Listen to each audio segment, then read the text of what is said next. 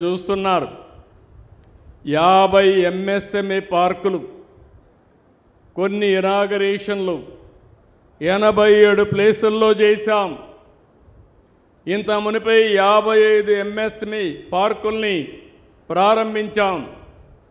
ఇంకొక 70 చేయాలి. జనవరికంతా కూడా 70 కూడా పూర్తవుతాయి. అంటే 175 నియోజకవర్గాల్లో 175 ఎంఎస్ఎంఈ పార్కులు పెట్టి ప్రతి ఒక్క కుటుంబానికి ఒక పారిశ్రామికవేత్తను తయారు చేసే బాధ్యత ఈ ప్రభుత్వం తీసుకుంటాం.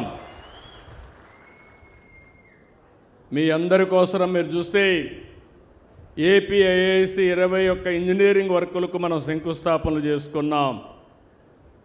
ఇంకో పక్క 1597 సంస్థలు ఎంఎస్ఎంఈ సంస్థలు ఈరోజు మనం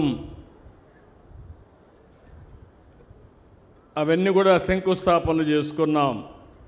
ఇవి కాకుండా ఈ వారంలో 99 కంపెనీలకి శంకుస్థాపనలు ప్రారంభోత్సవాలు చేస్తున్నాం. ఇవన్నీ కూడా 2,65,000 కోట్ల రూపాయలు పెట్టుబడులు వస్తున్నాయి.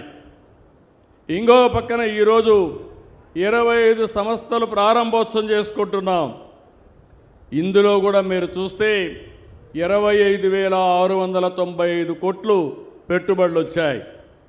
74 సంస్థలు శంకుస్థాపనలు చేస్తున్నాం.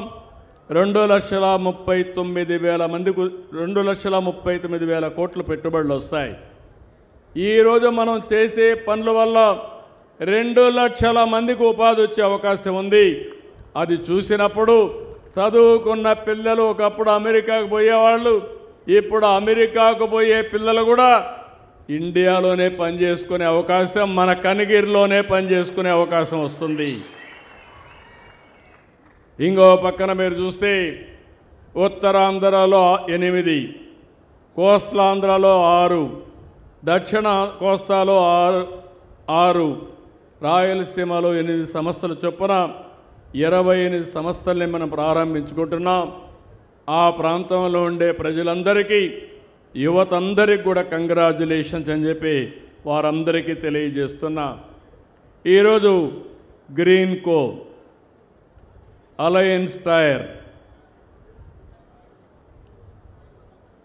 అదే మాదిరిగా Sial solar, Jayaraj Ispat, Reliance bio energy, Reliance ఇప్పుడే మీరు చూశారు ఏవైతే కొత్త ఫ్యాక్టరీ కూడా తీసుకొచ్చారు, లారస్ ల్యాబ్స్, ఇండిక్యూబ్ వంటి సంస్థలను ఈరోజు ప్రారంభించుకున్నాం.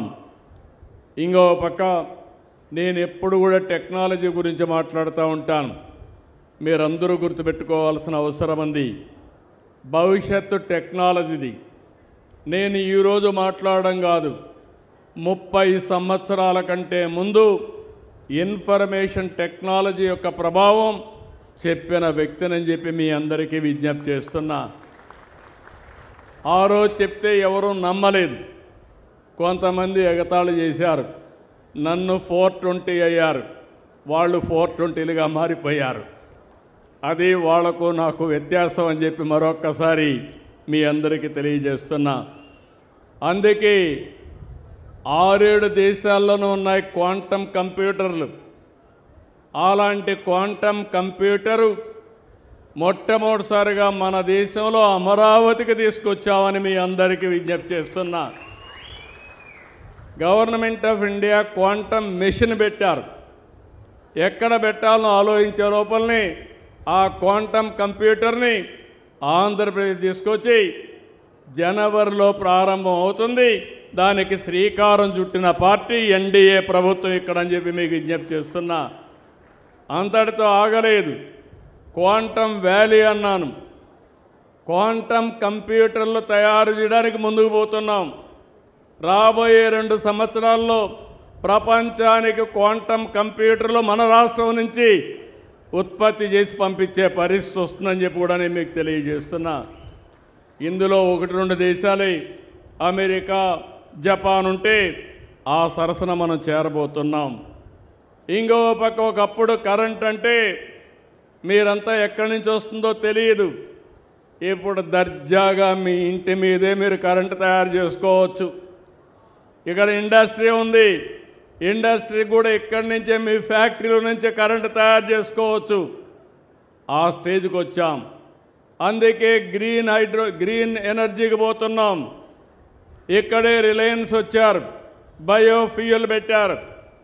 రాష్ట్రంలో అన్ని ప్రాంతాల్లో సోలార్ పెడుతున్నాం, విండ్ ఎనర్జీ పెడుతున్నాం.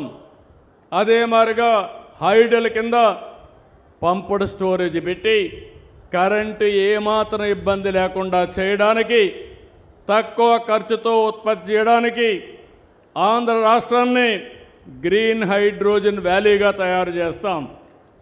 పొల్యూషన్ లేకపోతే ఆక్సిజన్ కానీ ఎక్కువ పీల్చుకుంటే ఎక్కువ రోజులు